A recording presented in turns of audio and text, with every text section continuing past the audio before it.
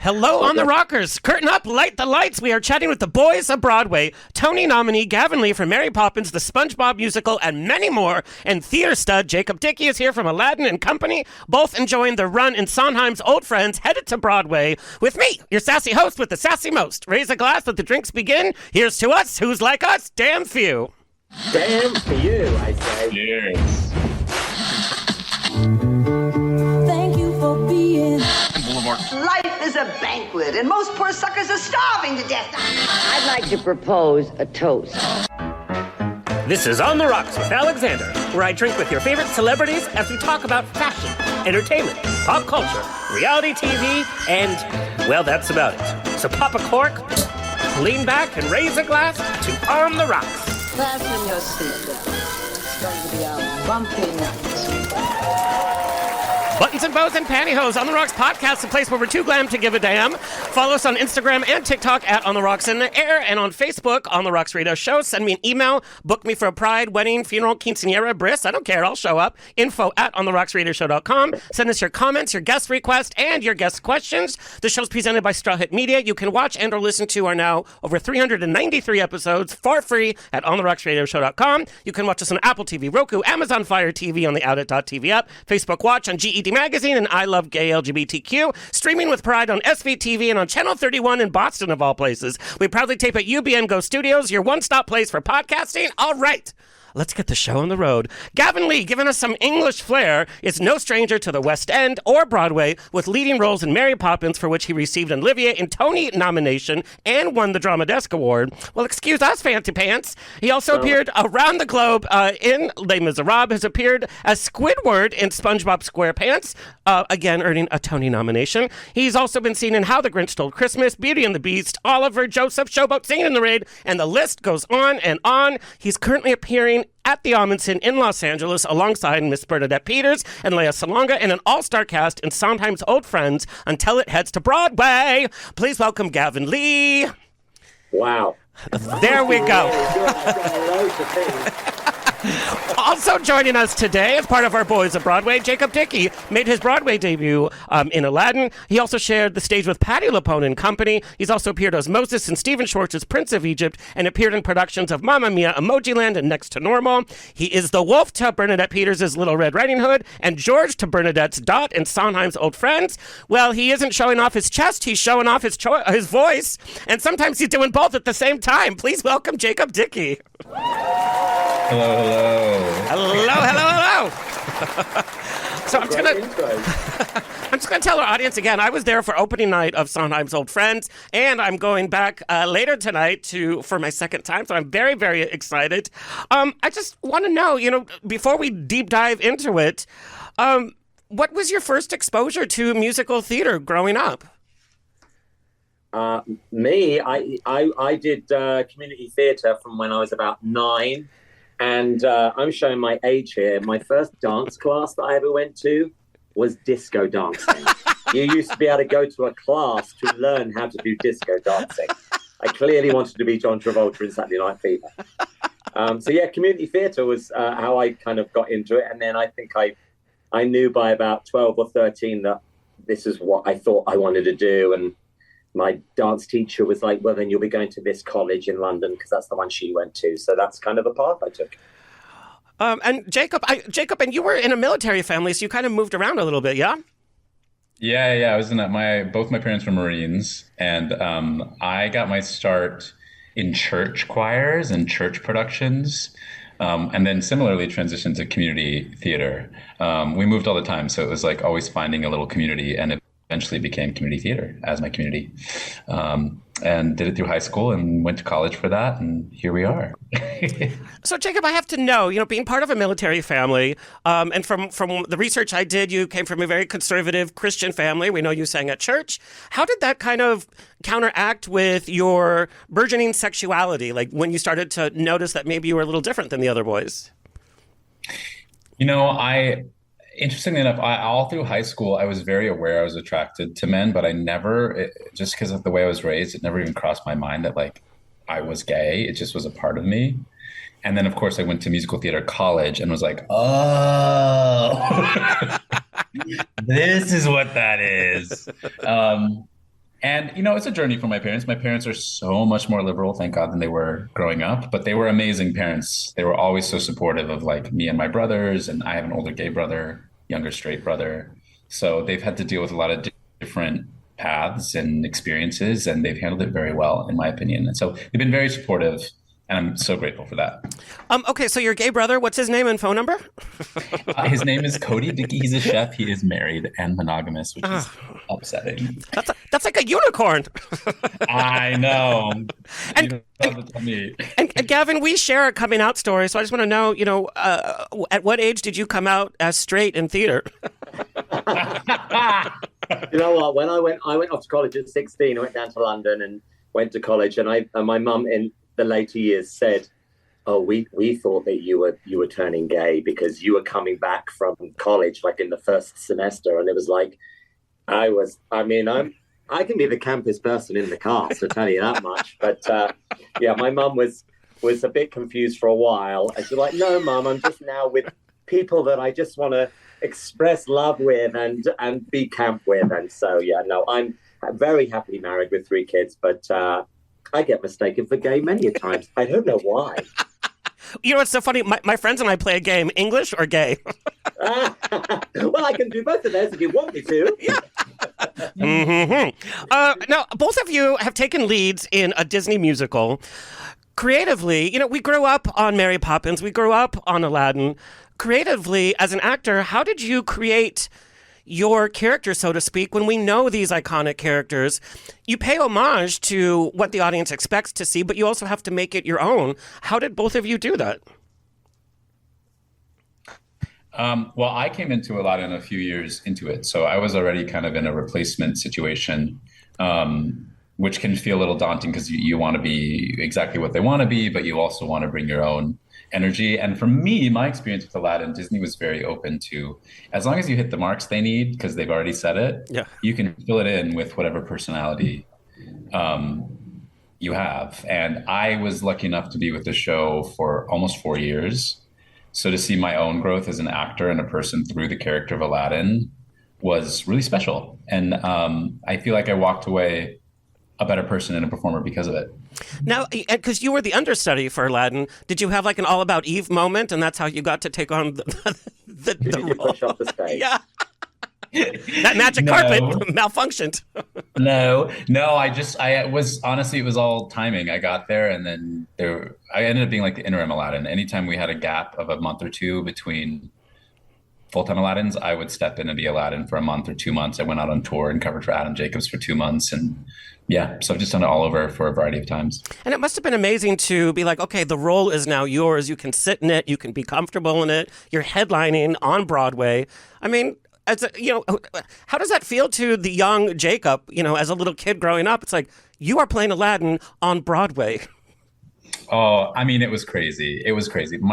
In the first month of me joining the company, I was playing Aladdin full time. And my mom came on Mother's Day and singing Proud of Your Boy to your mom, who dressed you up as Aladdin when you were like 4 years old for Halloween. It's unreal. Like, it's unmatchable. So it was such a cool experience. Well, I have to tell you, growing up, when I saw Aladdin, that's when I knew I might be a little different. Oh, I feel like everybody. Yeah, absolutely. He's everybody's crush, girl, guy. I do think he's everybody's crush. He is. Damn. And Gavin, I know that you actually auditioned to be the understudy of Bert, but then they just gave you the role. I did, but I didn't know that at the time. I thought I was going in, for an audition for the role, and of course, the Disney show Mary Poppins is in conjunction with Cameron McIntosh, who is our fabulous producer, yes, old friends. And Cameron, I feel like Cameron likes to discover his new leads himself. So the other people on the creative team that I had worked with before, I hadn't worked with Cameron before, they knew it wouldn't be good pushing my headshot in front of him saying, "This is our bird, this should be him." So they went about it saying, let's get him in. Let's tell Cameron it's for an understudy and see what Gavin does. And luckily that paid off. I did my first audition and Cameron said, "Fabulous, can you go straight to my office, and I've got a pianist there, and learn some more Bert songs and come back tomorrow," which for me was like, Yeah. oh my God, I'm going to the camp, it's in Bedford Square in London. It's his fancy offices, and like I'd walked past there. That was about it. And I'd never been in a Cameron show. So that was pretty cool. And unlike Jacob, to originate a role, but of course you've got the iconic Dick Van Dyke who played it in the film. I was just very glad that from day one we were told we're not doing the film. The reason why it's a Disney and Cameron Mackintosh collaboration is one of them had the rights to the songs and one of them had the rights to the books and the story. So they had to come together if it was ever going to happen. And I was very glad that we weren't doing just a carbon copy of the film. We were going back to the original books, which there are 6 Mary Poppins books, and picking different stories. And so I was never told, can you be a bit more like Dick Van Dyke? Which was, even though he's fantastic, I never want to do a carbon copy of someone else. Right. As an actor, I'm happy to steal ideas from another actor who's played a role before. But so it was great. I never felt I was stepping into his shoes because I was doing the stage version, not like a remake of a film version. So it was brilliant. And what I like now is I did the show, of course, for 8 years in total. So many in England, on Broadway, around the country. Tour, here at the Ahmanson, which is really cool to be back here 15 years later. I go and see regional productions or high school productions, and I know there's certain bits in the script and kind of in the choreography that are in there because I was there on day one and I put that in there. I made that up. And so it's really nice to know that role I helped create in the first place, and certain bits that I did will forever be in the script and in the music. I mean, I've had a few actors say to me, "Jesus, why is Bert so low?" Because I'm a baritone. And because in rehearsal, I'd be like, can we bring that down a bit? And so when you're an original creating a role, you can put the keys wherever you want. It's fabulous. Squidward in Spongebob, I'm Not a Loser was way higher till I got the job. And it's like, nah, I'm not singing that every night. Now, Gavin, do you remember where you were when you found out you were first nominated for a Tony? Yeah, I was in my fabulous apartment up in 181st with my wife, and my agent called me at about 8 in the morning. Yeah. And of course, you'd already had the Outer Critics Circle. You'd already had the Drama Desk. You had the nominations of other things. So you knew it was happening that day. I guess I thought, I'm not going to wake up at 7 in the morning because I didn't know when they were going to be announced. And my agent called and said, "You've been nominated." And it was amazing. And then, sounds like I'm showing off, but the second time I got nominated for Tony. He had to throw that in there, didn't he, Jacob? No, I'm loving it. I deliberately, it was, by then it was on the TV. It was like on CBS morning show. And I was, Gail King was going to announce it. And I deliberately took my youngest to school because I couldn't stand the wait because I didn't know when my category would come up. And so I was expecting a call from my wife to say yes or no as I was walking home. But actually, I dropped her off and got back, and they still hadn't announced it. So I was watching TV, and that was very cool to get announced on the TV on, a network show. That's very cool. Both experiences have been amazing. Well, such a talent. Seeing you both on stage, I mean, that whole cast with old friends. I mean, I was there opening night, like I said, and you heard that applause that just would not end. And it was so full of stars and celebrities, but you could hear a pin drop between the transitions. I mean, the way that you guys have captivated the audience is, it's amazing. Now, for both of you, what was a moment, or what is a role that you've played that has spoken to you the most? You're like, this is so, I get this. You put your teeth into it, and it's something that really affected you the most from all the roles that you've done. I would actually, when I was part of the Broadway company Company, I was an understudy, and I covered 3 different roles. And one of those roles was Paul, which in our production was the husband of Jamie, or Matt Doyle. And I got to go on a lot. It was second wave COVID era. And so I was Paul for a majority of my time there. And that was my first experience playing a my age, contemporary gay man who's in a happy relationship and just in love with his husband. Like done I haven't actually played a lot of gay characters. So it was a very special thing for me, and especially to do on Broadway, and obviously Matt Doyle. But I realized like how special it was to just be able to kind of go on stage and be myself, especially in a musical and at like Company. That was really, really incredible. Also, it's I'm not if you've seen, it's such an incredible scene, and Paul gets like a really emotional moment, which is so nice to just like let go like that in front of so many people. I think it is. It's one of my favorite things to do. So it was really juicy, and I loved it. I think I'd have to say, throughout my whole career, I've been very, very lucky to play kind of song and dance roles. So nearly every show I've done up to the last sort of 5-10 years has had major dancing in it, because that was my background to start off with, and that's amazing. But back in 2015, when I got into Les Mis on Broadway as Thénardier, that was the first time I think I really got a character role. And it was just so brilliant to not have the pressure of physically finding the energy you needed in a dance show. Because doing Bert in Mary Poppins for 8 years, even though you love the whole experience and of course you love the role, I have to say I didn't love, by year 6, doing Step in Time and Supercal every night, because they killed me. Your knees. So to suddenly be in a show where I'm still going to sweat because I'm that type of person that's going to put in so much energy to a character, but to not have that physical exhaustion so much in a show, and to be able to really concentrate on a character, because of course Thénardier is so despicable and horrible and disgusting, but hopefully funny. That's been my favorite role to date. And I literally, just before we started this, I got to play it again. We just did it. Cameron started a world tour, arena tour. So I just got to do it for the last 6 months. So to go back to a character that you played 10 years ago and see how you can do it differently 10 years on. Again, it's my favorite role, still my favorite role I've ever played. It's just brilliant. Now, being able to see kind of the evolution of theater in the West End and Broadway, and Jacob, playing Company, audiences were not just entirely sold on the new version of Company because of the gender swap, sexuality, all that kind of stuff. Staunch audiences were like, what? And now there seems to be this focus on inclusion, diversity.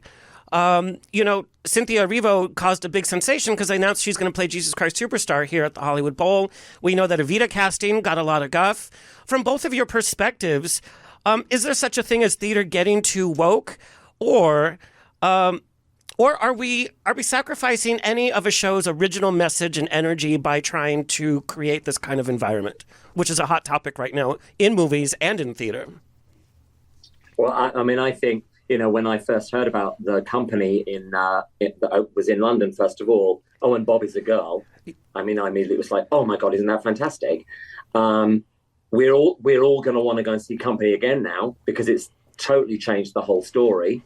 And I'm sure more people have now seen Company, and more people have seen Company again, because they changed it up a bit. There's no point in just bringing back a show the same as it was 10, 20 years ago. That's why, in my opinion, I love the new production of Sunset Boulevard with, Nicole Scherzinger. It's just, didn't pronounce the name right, sorry. But it's so vastly different from the original Patti LuPone version of Sunset Boulevard back in 93. So always reinvention. And gender swapping, I have to say, yes, I'm up for gender swapping, because in Old Friends, I get to sing a song that is a female song. Yes. And I'm singing that song as a gay man. Yeah. And that's just Cameron's choice. Oh, let's flip this song and see whether the audience like it if a guy sings it instead of a girl. And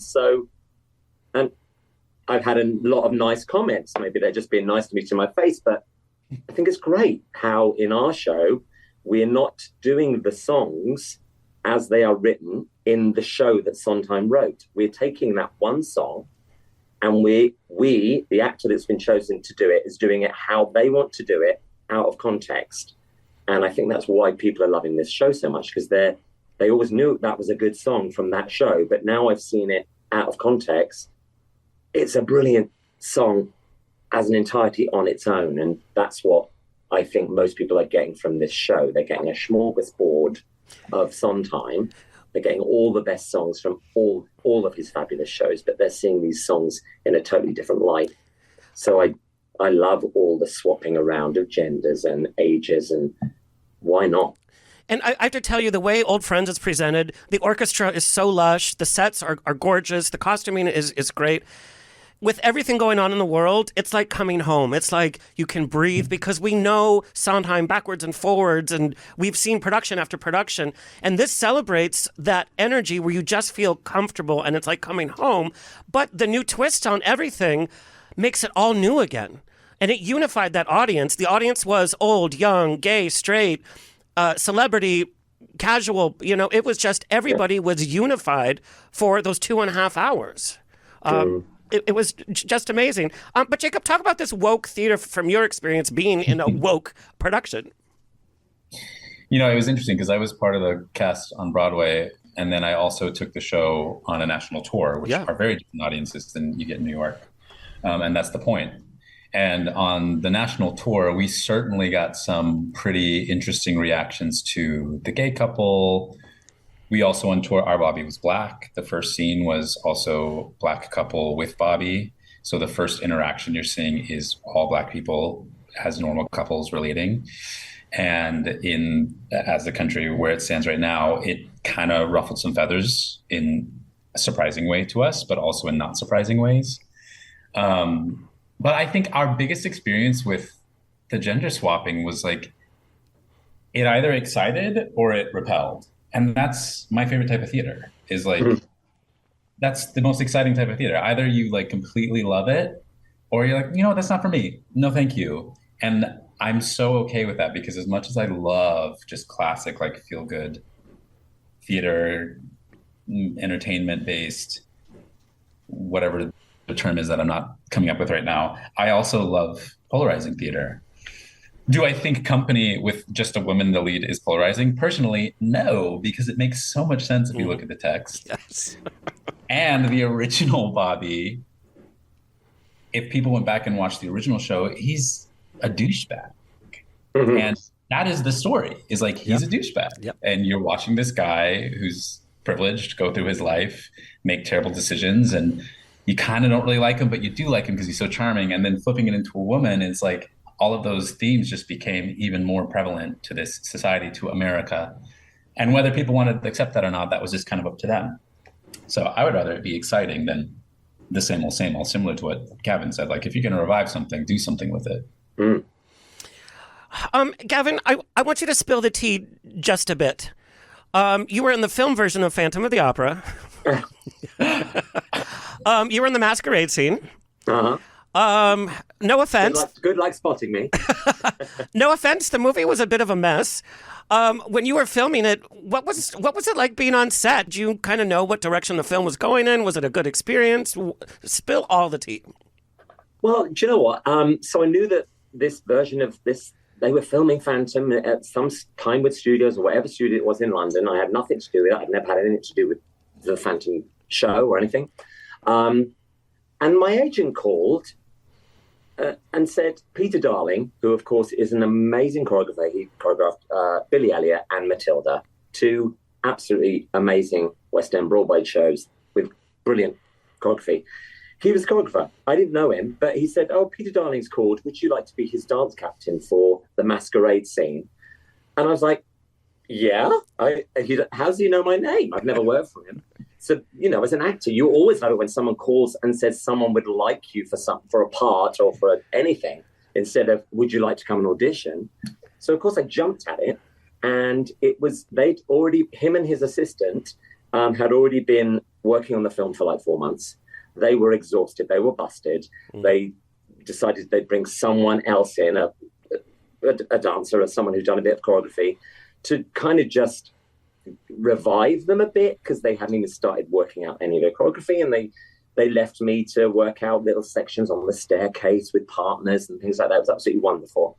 And we then got to the set, and of course the masquerade set is huge and fabulous. And I think it's always the same when you're a dancer in one scene. We probably did it in 2 or 3 days, the whole masquerade scene, in little 10, 20-second chunks. That's all you do. Yeah. And, you know, I barely saw Emmy Rosin or Gerard Butler playing their roles, or Patrick Wilson. But it was cool to be on set, like, oh, there they are. You know, and they were probably all a bit they'd been doing it for months. Yeah. So it was just another scene for them. But for us, 100 dancers, it was so cool that we were on a set. And we did this number, and we had no idea whether we would make it to the final cut or not. And of course, it's masquerade. We're all in masks anyway. Yeah. So when I do see the film, like, look out for me. I'm the paper boy, meaning I'm in a costume made out of newspapers, and I've got my newspaper mask on. And you see, you know, I see me for like 5 seconds. You would see me for a second because you don't know where to look. But yeah, and then we all went to see it, and I thought it was great because I didn't really know Phantom that well. So I really enjoyed the film. It was only then later my wife got into Phantom in the West End, and so I went to see the original show 2 or 3 times. And I was like, oh yeah, being in the theatre watching it rather than a movie theatre watching it on film, it was brilliant. Even though it's by then 30 years old, it's a brilliant piece of musical theatre in the theatre. But I don't think they did a terrible job of the movie, but my part in it was this big, so it's just... No, wait, Gavin, can I say I was obsessed with that movie? Oh, well, there you go. And I watched the masquerade scene so many times, and I didn't realize that was you, because I remember the newspaper costume, because I'm a kid, I was like, that's so cool. Yeah. I was obsessed with that movie. Thank you. Where was my award for that? Yeah, come on. We as an entertainment community, we've been talking finally about mental health. Now, both of you, with your busy schedule, maintaining a family, Jacob, I know you're getting married. You don't have to rub it in. I am. Sorry, I'm already married. You are? Yeah, I am. So I am rubbing it in. Congratulations. But how do you maintain your mental health, especially now, you know, you're in LA, you're show to show, you're traveling, you're rehearsing, you're going on to the next project. Over the last, few years, how have you maintained your mental health? What are your go-to practices? Well, I think it helps. My husband is a therapist. Oh my, that's free. He is a full-time talk therapy. And he's kind of always had those abilities even before he was credited with them and, officially a therapist. So I've gotten a lot of help with my mental health from my husband, which I feel very, very, very grateful for. But I think also being on tour the year before this, I think distance from your home is the biggest thing for me. That is the hardest on mental health. Like, I can do a theater stint anytime, but distance is really hard to deal with. And so our biggest thing is just communication, is always talking about it. It's making sure that it's upfront and we're honest about our feelings and we're not masking, because masking doesn't help anybody, you or the person who's involved. I think, it's difficult in a rehearsal process in many ways it's easy in a rehearsal process because at least for me, you're so distracted by your work that everything else can kind of fade away in a little bit. And then it's coming back into the show schedule where you have to fall back into place. And especially with what's going on with the world right now, be aware of that and absorb it and feel how it affects you and move through it. But I really just think, honestly, having a husband who knows what he's talking about is very helpful for me. Well, and a lot of people don't realize how isolating life on tour can be, even though you're in a company, even though you're going from city to city and meeting all these new people, it still can be very lonely because you're moving from city to city without being able to build relationships, put your roots down. You're in a strange hotel. You don't even know what city you're in. And it can get very, very lonely. It can get very lonely. I think the biggest thing for me is also I grew up moving around. So every 2 years. So I have kind of built-in system where once you get into a new city, you make it your home as best as you can. You set up your things, you have your books, you have your candles, you find your coffee shop, you find your gym. As the quicker I can make it feel like this is my community, the better that I'm going to feel. And, touring really helped me practice that.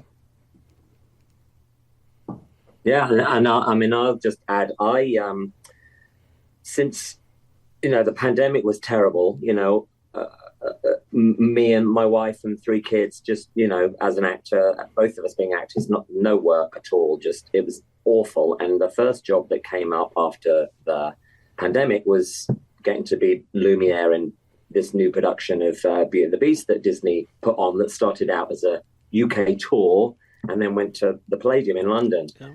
And I hadn't really ever been away from my wife and kids at all. I'd worked in New York, and and it was like, we've got to work. One of us has to work. And so I went away for nearly a year and a half. Wow. But luckily I got weeks off, vacation to come back home, and they came to London for summer holiday sort of thing. But it was terrible. And then I came back, and then I didn't work in New York at all. And then the next job was Old Friends last year in London. And so I had to go away again. And then I came back and then didn't work again in New York for 9 months. And then I just did this Les Mis world tour in mostly Europe. And it was funny, by the third time I went away, my wife and kids were like, see ya, we'll see you in 4 months.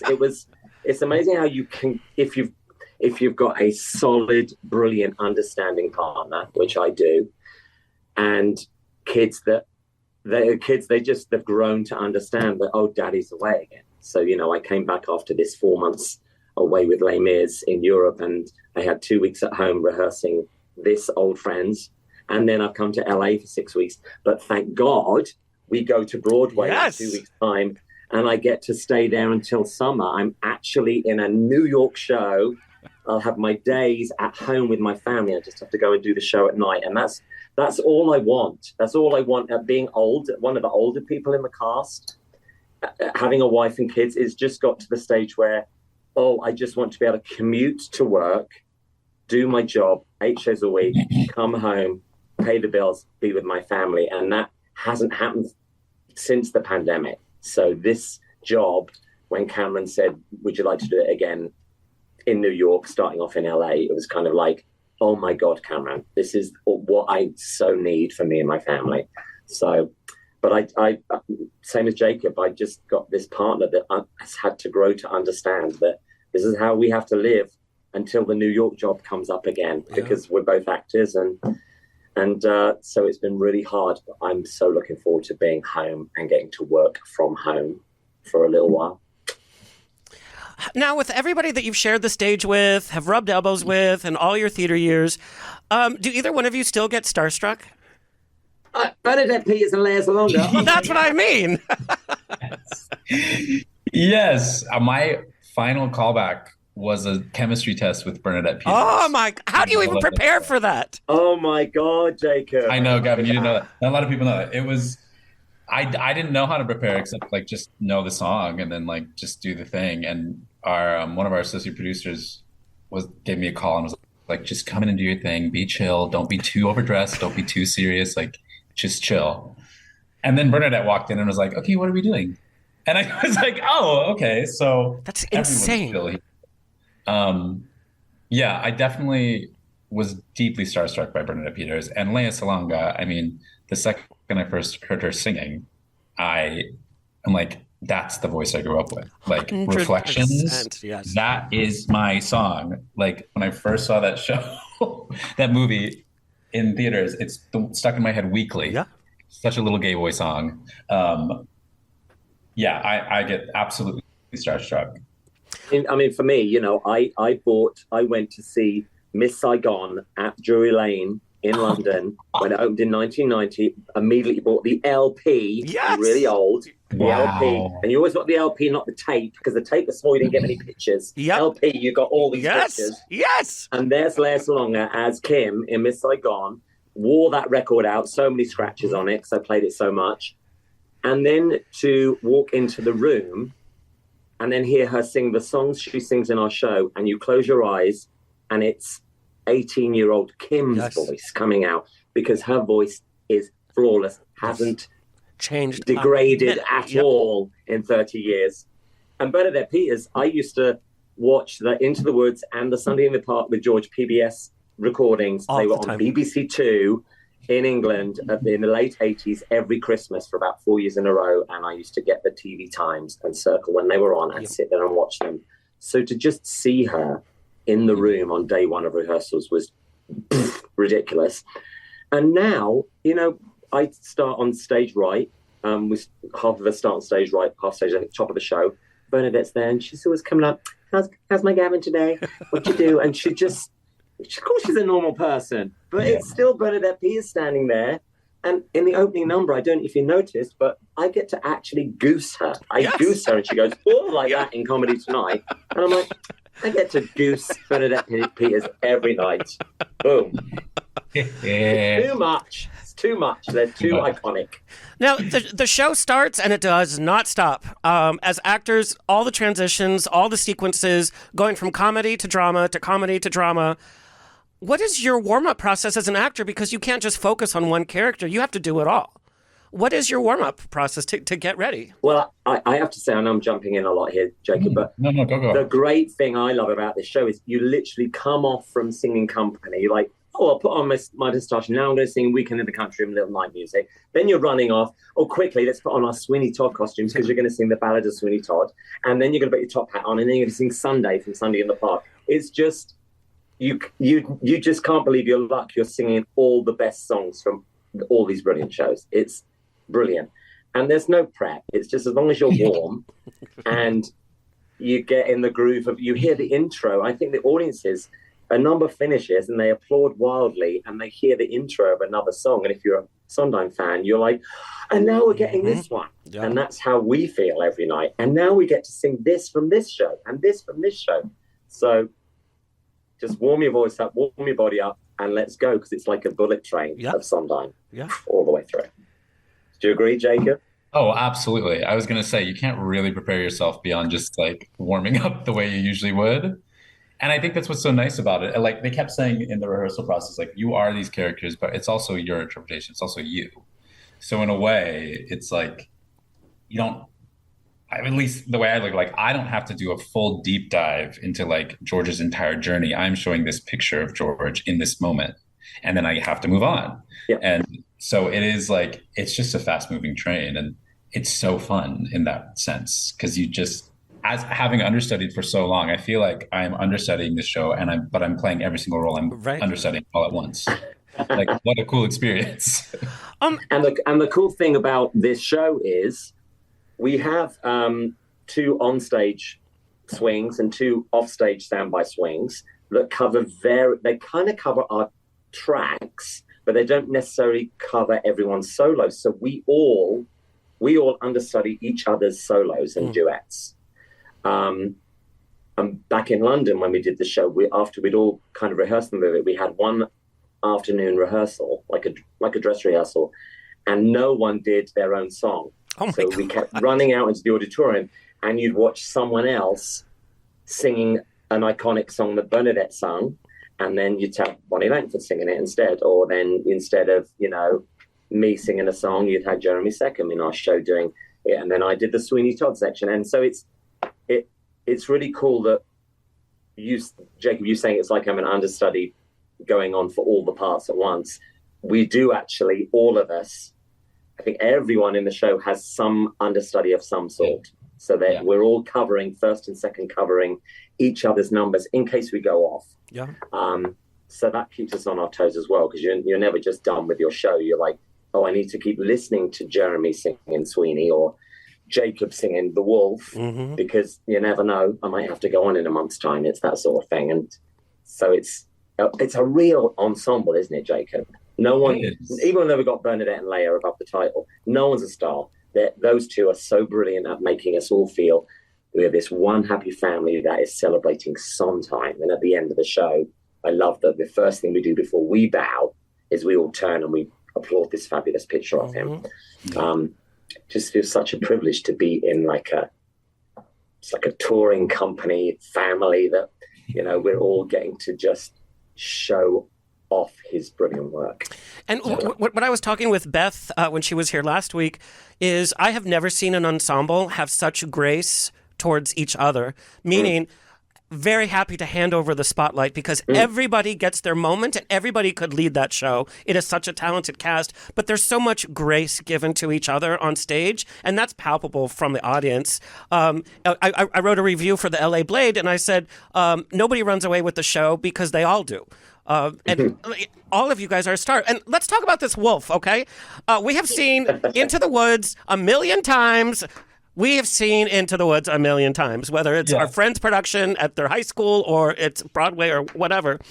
How the hell did you make the wolf fresh and new? He got his chest out. Well, What are you talking about?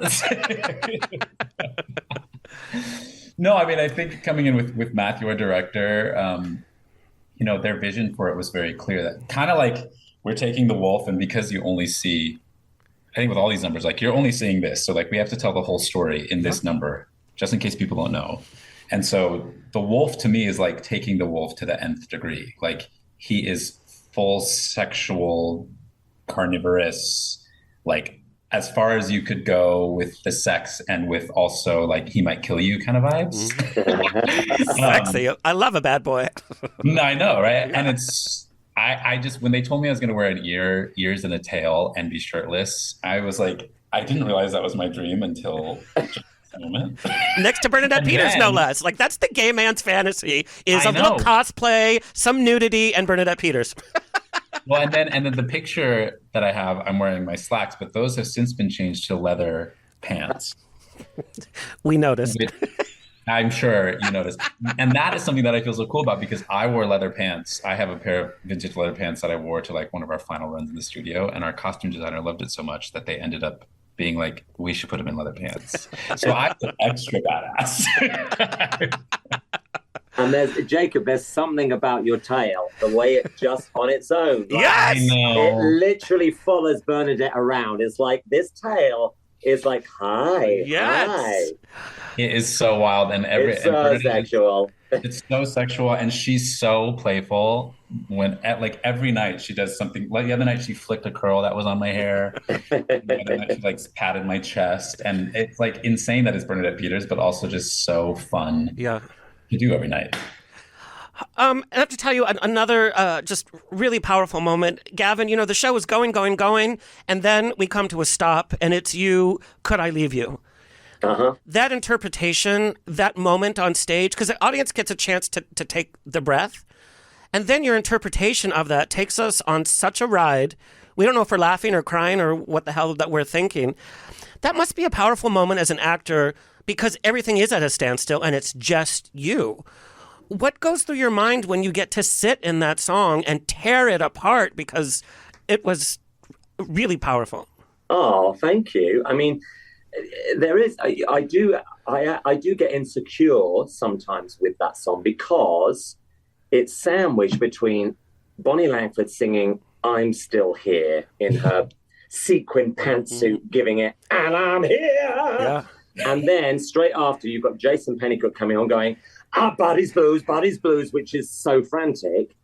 And to then just hear, da-da, da-da, going into Leave You, it is daunting. Like, I've got to, because Act 2 is quite vaudeville and it's solo.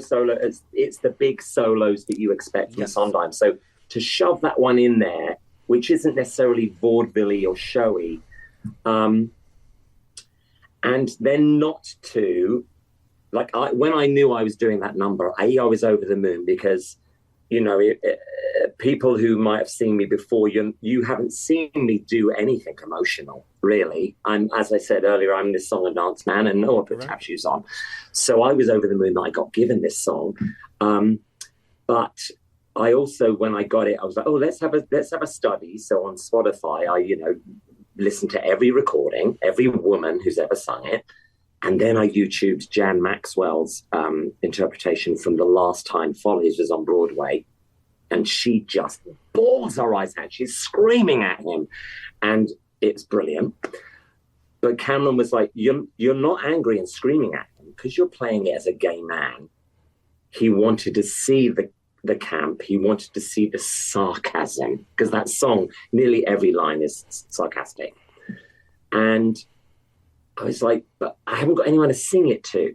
So what's my scenario? And so with Matthew, we worked on, well, if I just walked out of a party and she's just said, why don't you just fucking leave? Sorry, why don't you just leave me? That's fine. Excuse me for my language. That's fine.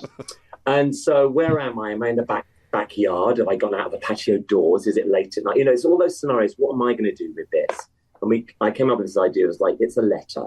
The letter, and the stage management, bless the props people, wrote me this whole letter saying, I've been such an awful person, da, da, da, da, da. And the last line is, I wouldn't be surprised if you wanted to leave me. And so that's where I'm starting the number from. And I often get, when the director comes back, I get told to pull it back, because when you are lucky enough to get some reactions from you, it's a laugh or two during the number because you're being sarcastic and queenie or whatever, you go for it too much and then you start getting angry, and then Cameron's just like, I don't like you anymore because you're shouting at us. Yeah. So he always comes back and goes, less. You know, Sondheim's written a great song. It's all in the text. Just sing the song. And so that's my problem. So in answer to your question, I love singing it, and I'm always trying to find little nuances rather than go big with it, which is the first thing I always want to do. Go too big, and then the audience just like, ugh, calm down. And it is that intimacy. It's that magical quality. It's done so well. Jacob, you know, a lot of the headlines, a lot of people talk about your body, yaddy, yaddy. We laughed about, you know, the wolf bearing his chest. There's a lot of focus on your body. Being part of entertainment, you know, we know body image is huge, but then you're also part of the queer community, which we know can be pretty vicious. Have you had to deal with body issues, all the focus and spotlight on your chest? I mean, it's funny, but I mean, that also weighs on you. It's like, well, you know. You know, I just recently talked about this with my best friend. Before I even had this body, for whatever reason, this is going to sound intense, but I've always been sexualized as an actor. Like high school, my first role was Picnic, where I played the guy who's naked and then makes out, like steals the girl away from the small town when I was like 17. So in many ways, I've just gotten used to it. And thankfully, I think through that and through, you know, I lift weights and I really do love my body and I'm very proud of the work I put into it. I feel very confident when I'm shirtless. And honestly, I actually think almost all of my roles I've been shirtless, and or in company I was in my underwear and socks for a full scene. We know. Oh, we remember. We remember. Damn. But I don't know. It's something that like I've kind of just built a confidence in. In many ways, it's given me confidence. But I think my biggest thing is specifically with company, because I was following up Claiborne Elder, who had played on Broadway, who had this insane body. I went into it being like, well, you know what? I'm not Claiborne Elder, and I love to eat. My biggest thing, I love eating. So I'm going to continue eating, and I'll put in the extra work that I need to. But whatever comes out is whatever comes out. Interestingly enough, though, this show, because all you see is my chest and my torso, I feel a little more exposed, even though I was fully almost naked in company.